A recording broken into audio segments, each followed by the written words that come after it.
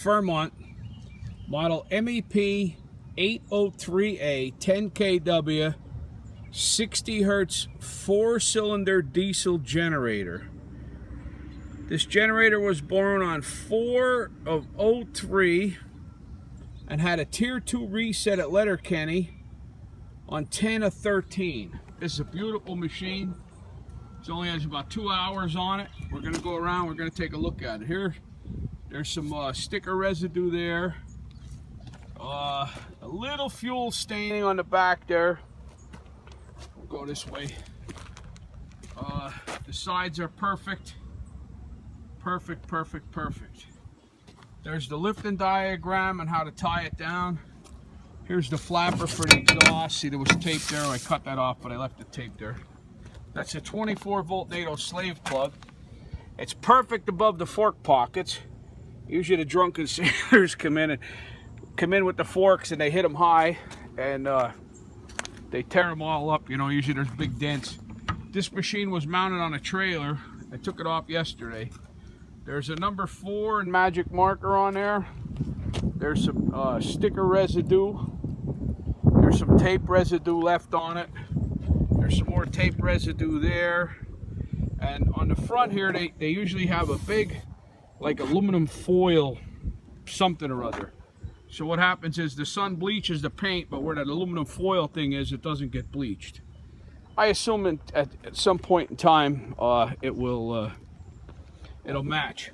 There's some tape residue there. This side is absolutely perfect. Clean and dry. That's where you adjust the throttle, which adjusts the hertz. That's where the wires come out. That's a lifting eye or a tie-down eye. Now see here, they have plastic strapping that goes around the machine, and so where that plastic strapping is, the sun didn't get to bleach it. All the doors work perfectly. It's spotless inside. Every generator should be like this. Absolutely spotless inside. There's a battery arrangement diagram. There's the line diagram, also known as a schematic. There's the fuel system diagram. There's a brand new matched set of interstate batteries, model 51R. That's what this calls for.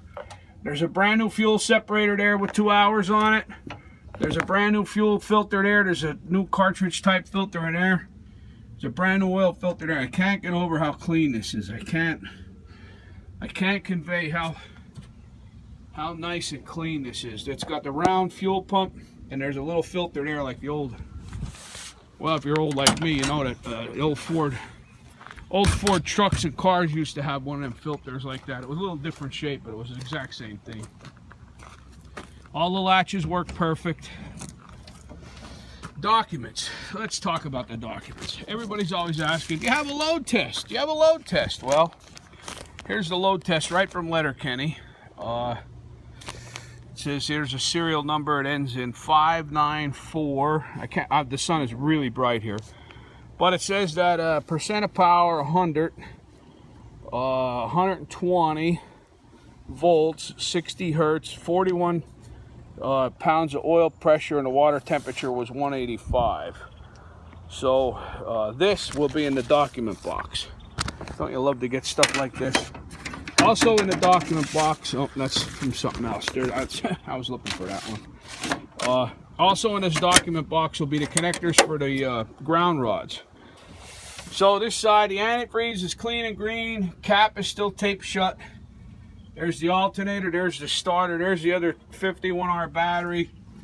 There's some leaves, like little leaf flakes in there, but I'll tell you what, you know, if you're buying a military surplus generator, they do not get any better than this. They really don't. There's a 24-volt NATO slave plug. That's where you jump it. All military stuff has 24-volt NATO slave cables on it. There's the inside. No auxiliary fuel hose. All the doors and latches work perfectly, like I said. There's the wrench. There's where the power goes. Power wires go to it.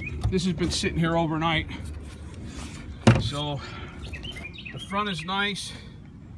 That yellow tag says that you should leave the oil in it for 100 hours.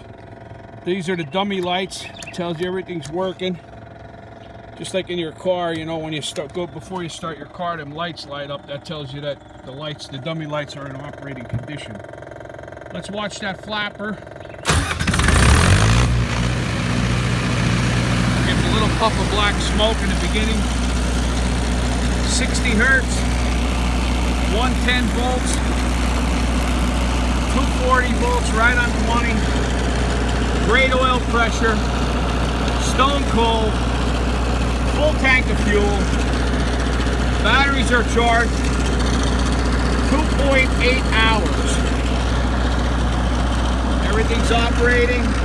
No trips or no faults or trips. Go around. Exhaust is clear as a bell. Fuel rock solid. No leaks. No dents. No scratches. Nice clean exhaust. Fire this up again. It just gives a little puff of smoke and then it clears right up.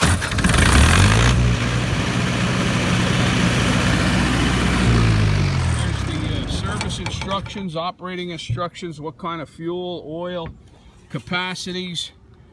There's a nice shot of the door. The hinge is perfect. The top is perfect. There's a setting on here right there. That's the auxiliary fuel pump. After you start it, you could turn this back to auxiliary prime and run. And then if you have this teed into your oil tank, this machine, the set tank, when a set tank gets low, the onboard fuel pump kicks on, fills the tank back up, and then shuts the pump off. And that'll do that continuously. It'll continuously keep the set tank full until you run out of fuel or you die of old age. So I get really good shipping rates. I see there's a storm about to hit North Carolina. I could ship this to like Fayetteville, North Carolina. There's a terminal there. If you pick it up at the terminal, I could ship it there for about 175 bucks. So don't be afraid of the shipping. I get really good shipping rates.